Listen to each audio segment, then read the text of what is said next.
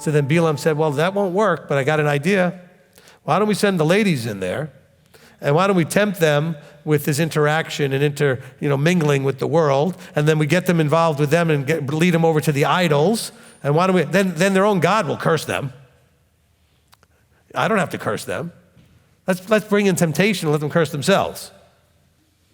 And so they were whoring with those women that came in. They came into the camp until, of course, our hero jumped up, with his spear. Okay? And so we have to understand that, until Pinechas settled it, this is what was going on.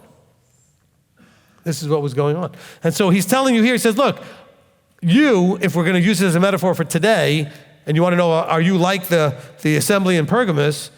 Well, do you hold fast the name and really believe in him? But what about these other things? Are you whoring? Are you eating what you shouldn't eat? And by the way, eating, listen, I want to really I don't think I've ever said this, so pay attention. It just hit me just now.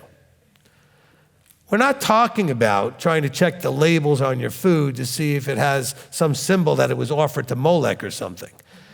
What does eating metaphorically point to? Teachings.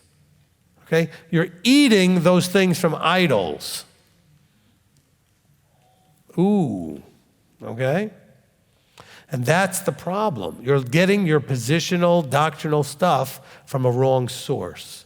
He said, so they caused a stumbling block to the children of Israel by getting them to take in and eat that which was coming from idols.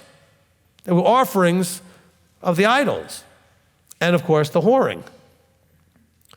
And the whoring is not just the physical sexual stuff. I'm going to say that the whoring also has to do with your emotional desire to be in the world, to interact with the world. Because isn't that what whoring is? You physically want to interact with somebody that you shouldn't. That's whoring. You're going to go have sex with somebody you shouldn't have sex with, and you're drawn to and you're attracted to. Well, that's the same idea without the sex. You're attracted to the world and things in the world, and you're drawn to it to go participate in it, in the way the world participates. He says, oh, no, I'm the one who has the two-edged sword. That very sharp sword. And he's going to say, remember what he said in Hebrews, I will use it to discern between even the bone and the marrow. So he's saying, I know your works. Well, of course he does. The two-edged sword was a metaphor that we learned earlier that has to do with knowing what you're doing, what's really going on. And he's saying, I know that you have some level of belief. Those who said, Lord, Lord, had a level of belief. But they were Pergamos type people. Well, Lord, Lord, we did all this stuff in your name. But you know what? You're not really doing it. You know what might be scarier than maybe some of the things you've already thought about? I know that you've had this in your head because when I talked about the Lord, Lord thing, you're picturing Christians saying Jesus, Jesus. What if they're saying Yeshua, Yeshua, but they're being like this? Ooh. Because some of you are thinking, well, that can't be me because I don't call him that name and I'm not going to do it. Really? Because he didn't say get away from you using the wrong name. He said, he didn't like ignore them, like, why are you calling me? That's not my name. He said, get away from me because you were breaking Torah. You were not in a relationship with me. I didn't know you. You thought you had a relationship with me that you didn't have.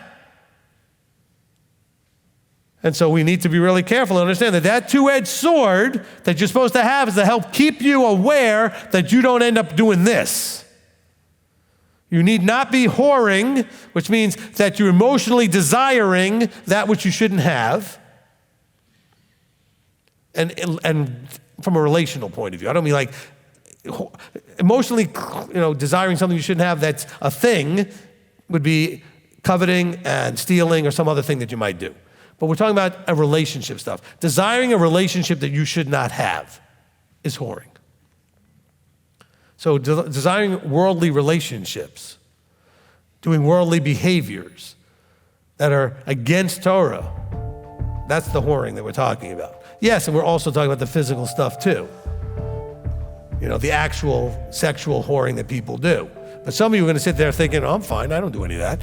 But do you do this other stuff that's the same thing? It's the same thing. And do you do that? Because you need to know it's not any different.